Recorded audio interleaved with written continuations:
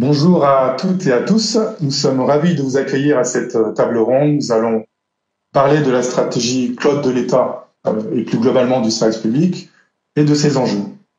Alors, sont présents autour de cette table ronde virtuelle avec moi Bérangère Ardouin-Olivier, qui est commercial grand compte chez OVH Cloud, Vincent Coudrin, qui est chargé de mission cloud à la DINUM, la Direction interministérielle du numérique, et Frédéric Trinquecoste, directeur des achats informatiques à l'UGAP, donc qui est l'Union des groupements achats publics. Voilà. Et moi-même, Michel Nguyen, Capgemini, donc directeur commercial en charge du secteur public.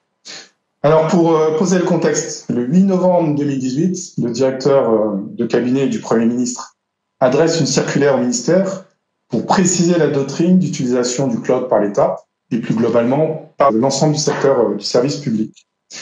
Alors celle-ci indiquait, je cite, qu'il s'agit de répondre aux objectifs stratégiques en matière de transformation numérique de l'action publique et de prendre en compte les enjeux de maîtrise de données, de réversibilité, de sécurité numérique et de souveraineté.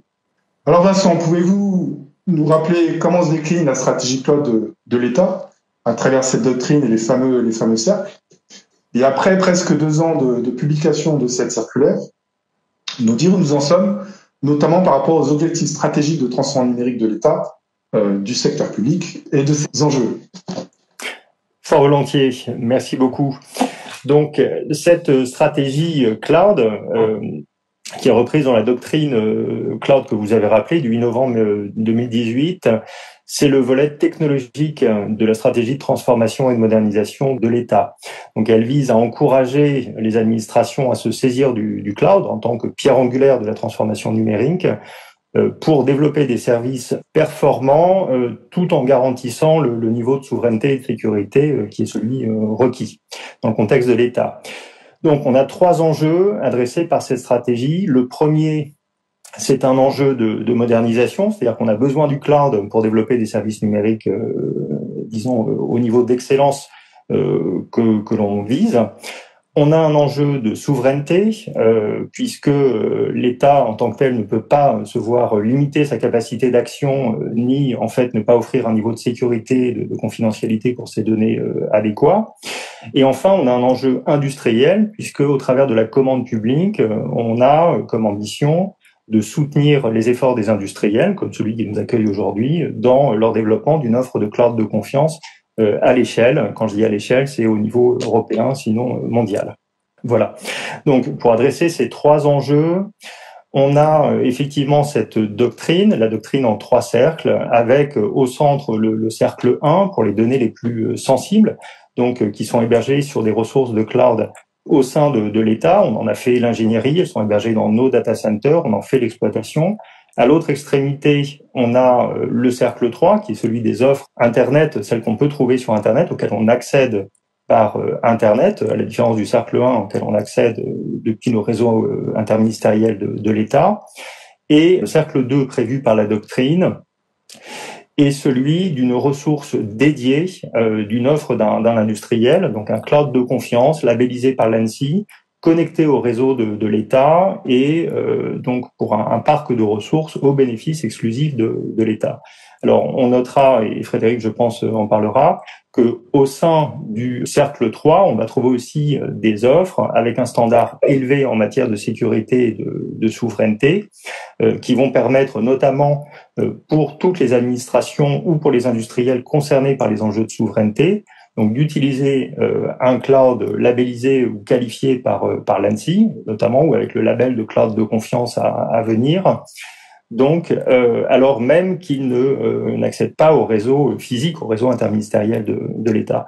Voilà, donc on a cette doctrine en 3 cercles pour adresser ces 3 enjeux, c'est-à-dire que on a un enjeu de modernisation, c'est-à-dire que les 3 cercles répondent au canon du cloud, c'est-à-dire qu'on a des ressources qui sont mutualisés, consommés comme des services au travers d'API, etc. Donc on est dans les canons du cloud, c'est ce qui va permettre de faire des architectures cloud natives et de faire du DevOps et du mode produit. On va adresser l'enjeu de souveraineté avec les qualifications de l'ANSSI, notamment nos propres ressources en matière de supervision pour les ressources qui sont connectées au réseau de l'État. Et on va adresser l'enjeu industriel, donc par la consommation des offres des industriels qui présentent ces offres de confiance. Voilà.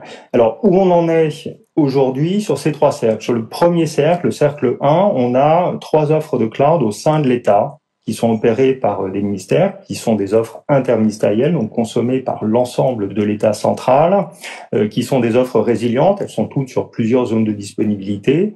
Et on a 2 offres de Kubernetes managées, dont on sait que c'est un petit peu l'ingrédient secret sur une politique d'infrastructure moderne. Voilà. Pour le cercle 3, on a le marché que Frédéric va décrire, qui est opérationnel depuis le mois de juin. Donc, on peut passer des commandes. Tous les acheteurs publics peuvent passer des commandes donc de cloud grâce à ce marché. Le cercle 2, lui, est en cours de constitution. Voilà, puisque connecter des ressources extérieures au réseau de l'État, c'est quelque chose de compliqué. Voilà. Alors, à cette doctrine cloud s'ajoutent plusieurs leviers pour encourager l'adoption du cloud, puisque le cloud, c'est une transformation. C'est presque d'ailleurs l'enjeu de l'adoption du cloud, c'est la transformation en elle-même. On en a plusieurs. D'une part, ce sont des marchés, alors que ce soit des marchés d'accompagnement ou des marchés de prestations techniques. Si on achète du développement d'applications cloud native en mode DevOps, ce sont des unités d'œuvre particulières, ce sont des marchés particuliers, donc ce sont des marchés que l'on prescrit à la DINUM. On a également des prestations d'accompagnement que l'on formate également pour encourager et accélérer l'adoption du modèle cloud par les administrations. Et puis on a un troisième levier qui est celui d'encourager les offreurs de solutions logicielles à se faire héberger par les clouds de confiance, par nos champions nationaux et européens, à la fois parce que ça va être un bon vecteur charge pour atteindre la masse critique, qui est importante. C'est un marché de géant, le marché du cloud, et d'autre part parce que ça va nous permettre à nous, États, d'aller utiliser des solutions SaaS modernes dans un environnement de confiance. Voilà, donc pour conclure, je dirais aux administrations, si vous voulez faire du cloud, si vous voulez faire du cloud natif, si vous voulez vous transformer, on vous encourage à le faire, on vous aide et on vous soutiendra. Et aux industriels, on vous dit bienvenue, on a besoin de vous pour réaliser notre ambition digitale. D'accord, merci beaucoup Vincent pour cet éclairage. Alors vous avez évoqué le cercle 3. Frédéric, est-ce que vous pouvez nous expliquer alors ce que c'est ce fameux marché C3 et pourquoi nous pouvons dire que c'est un formidable outil pour la commande publique? Bonjour, tout à fait Michel. Je pense que au préalable, je vais rebondir sur les propos de Vincent. Étant donné que le marché Cercle 3, qui est un marché porté par l'UGAP et qui a été co-construit avec la direction interministérielle du numérique et la direction des achats de l'État, ne comporte que le pan infrastructure as a service et plateforme as a service, contrairement à la doctrine qui embarque le software as a service, étant donné que sur ce support contractuel, nous n'avons que le IaaS PaaS, le SaaS faisant partie du marché multi-éditeur chez nous et d'autres marchés logiciels. Donc il est restreint par rapport à la doctrine. Ceci étant, tout établissement public, qu'elle soit au titre d'une collectivité, de la santé ou bien de l'État, peuvent recourir à ces différents supports en complément du marché de cloud. Voilà. Donc c'était important de le signaler puisque nous, en termes de marché, de procédure, nous avons un décalage à ce niveau-là, ce qui nous permet d'ailleurs de dissocier les besoins, de remettre en compétition et d'avoir à ce titre bon nombre de titulaires de marchés différents, ce qui offre vraiment quelque chose de pluriel. Voilà. Une fois ceci dit, le marché, comme l'a indiqué Vincent, a été notifié au printemps de cette année, avec un embarquement de quelques clients sous forme de tests avant la mise en production et j'allais dire l'industrialisation des outils permettant à tout client public de pouvoir recourir à ce marché. Et donc depuis à peu près une dizaine de jours maintenant, nous avons un portail qui permet à tout client public, dès lors qu'il a conventionné, mais je reviendrai dessus après, de pouvoir accéder à un espace privatif qui lui permettra à la fois de faire des demandes de devis et aussi au travers d'un cockpit, de pouvoir mesurer quelles sont ses consommations en fonction des projets et donc des cloud service providers qui l'utilisent derrière. Donc c'est vraiment un outil agile qui s'inscrit complètement dans l'esprit cloud et qui permet vraiment la simplicité, la facilité et surtout l'agilité que l'on souhaitait en termes de contractualisation et d'utilisation pour des usages quels qu'ils soient, avec des besoins, qu'ils soient de souveraineté ou simplement de test sur finalement un cloud service provider qui soit le moins disant en fonction des besoins requis. Concernant les besoins, nous avons aujourd'hui derrière Capgemini, qui est notre titulaire de marché, 9 cloud service providers. Donc sur la slide, ils sont répartis, j'allais dire, de manière souveraine ou outre-Atlantique. Ceci étant, il faut voir que chacun répond à des critères qui seront présentés au travers de ce que l'on appelle un parcours d'aide au choix et qui permettront pour le bénéficiaire qui n'a pas forcément eu la capacité à faire un cahier des charges au préalable et au travers de critères bien précis de pouvoir définir quels seront le ou les cloud service providers qui pourront répondre à son besoin. À ce titre, si on prend OVH Cloud, ce cloud service provider offre, par exemple, un niveau de sécurité, que l'on parle d'hébergement de données de santé, ou aussi de Secnum Cloud, dans lequel il poursuit une démarche aux côtés de l'ANSSI. Voilà. Donc, ce sont tous ces critères qui permettent aux bénéficiaires de pouvoir accéder à des offres qui correspondent à son besoin. Et je vais revenir maintenant sur le process qui permet de passer de l'expression du besoin jusqu'à la contractualisation. Le premier élément, qui est l'élément déclencheur de tout le reste, c'est l'aspect conventionnement. Sur ce marché, nous avons une convention d'exécution qui permet, outre le fait de déterminer que le bénéficiaire pourra accéder à ce marché, il recense également des éléments importants qui sont par exemple le nom des correspondants qui seront les correspondants opérationnels de cette offre. Et les correspondants opérationnels au titre de la consultation des consommations ou des droits de commande et de consommation sur ce marché de cloud. Donc ça, c'est la première étape qui permettra par la suite de pouvoir accéder au portail de Capgemini, lequel lui permettra d'accéder à ce qu'on appelle le parcours d'aide au choix.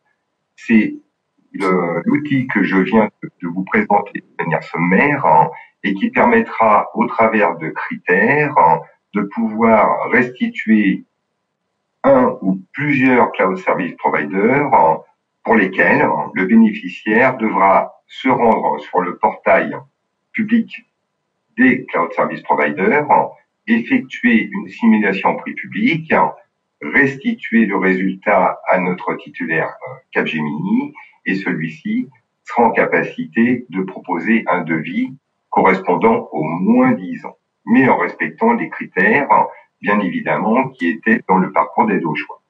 Il y a une deuxième possibilité, j'allais dire pour les clients qui sont vraiment rompus à l'utilisation du cloud et qui ont mené en amont un process de définition de cahier des charges, ils auront la possibilité de soumettre directement la proposition ou l'évaluation ou l'estimation en prix public, en choisissant également le fait de ne pas utiliser le parcours d'aide au choix, et à ce titre, ils auront un devis avec les remises qui sont partie prenante dans le cadre de ce marché de cloud. Ils auront en retour un devis avec les conditions du marché. Une fois que ceci aura été fait, le bénéficiaire n'aura plus qu'à envoyer un bon de commande avec les éléments récupérés au niveau technique de la part de Capgemini, ce qui permettra de pouvoir commencer à utiliser les services chez le cloud service provider. Alors, un élément en termes de tarification sur ce marché, qui est un peu différent de ce que l'on peut trouver au quotidien, où c'est une facturation à l'usage, nous avons souhaité, dans le cadre de la maîtrise budgétaire, offrir un service qui soit forfaitisé.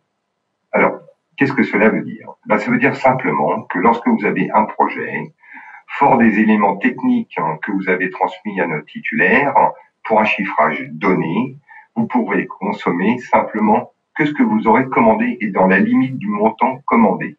Vous pourrez bien sûr par la suite adjoindre des montants complémentaires si le besoin se fait ressentir, Mais ceci étant, il n'y aura pas de dérive budgétaire dans le sens où vous ne pourrez pas excéder le montant commandé. Alors ça, c'est un élément très fort et qui s'inscrit aussi en termes de facturation sur un aspect réglementaire qui est la facturation avant service fait, puisque dans le cadre de ces commandes, vous aurez l'obtention d'une facture dès lors que le service vous sera mis à disposition et vous aurez le loisir d'utiliser ce service en mode forfait donc à l'usage pendant une durée de 12 mois. Et si vous optez pour des prestations avec abonnement, là on ne parle pas de projet mais plutôt de déport ou de mise en production d'un service au travers du cloud, vous aurez la possibilité d'avoir un abonnement sur 36 mois, ce qui vous permettra non seulement d'avoir un budget maîtrisé sur la durée, un fractionnement en termes de facturation et bien évidemment des prix plus intéressants étant donné que vous vous engagez sur la durée. Voilà. Donc ce système qui peut-être peut laisser penser que c'est relativement peu simple en termes de contractualisation est en vérité très simple au travers des étapes qui sont guidées sur le portail de notre titulaire. Côté UGAP, vous aurez bien sûr l'assistance à la fois de nos conseillers informatiques, mais dans le cadre de l'élaboration de vos projets, les Cloud Service Providers seront également à votre disposition comme OVH Cloud pour vous guider en fonction des besoins que vous aurez ressentis. Voilà. Donc, merci Frédéric là, pour ces éclaircissements sur ces trois. Alors Bérengère, OVH Cloud fait partie de la liste des 9 fournisseurs cloud du C3. Alors que propose OVH Cloud à travers ce marché, voilà, pour les bénéficiaires publics et parapublics? Oui, nous sommes vraiment ravis de faire partie de ce marché puisque ça nous permet d'accompagner effectivement tous les clients du secteur public dans leur transformation digitale. C'est pour nous un véritable vecteur contractuel pour faciliter cette adoption du cloud et ça s'inscrit complètement dans notre smart cloud, donc de manière à proposer nos solutions de manière simple et accessible. Deuxièmement, ça fait complètement écho avec notre vision de l'adoption du cloud avec une approche hybride et multi-cloud que l'on trouve être l'approche intelligente. Et donc, à travers ça, on va pouvoir proposer nos différentes briques d'infrastructure. Et on est aussi convaincu que le fait que l'on fasse partie de ces 9 CSP permettra effectivement à toutes les entités de la sphère publique de venir consommer la solution qui leur correspond, qui correspond le mieux à leurs besoins. Et là, une fois de plus, on fait écho à nos valeurs Smart Cloud avec la réversibilité, le côté ouvert et la transparence. Enfin, nous, en tant qu'acteurs français et européens, nous allons pouvoir effectivement apporter un aspect souverain. La souveraineté des données étant quelque chose à laquelle nous accordons beaucoup d'importance. Voilà, et comme le soulignait Frédéric, nous avons aussi des certifications HDS pour adresser le marché de la santé. Nous sommes en cours de qualification SecNum Cloud.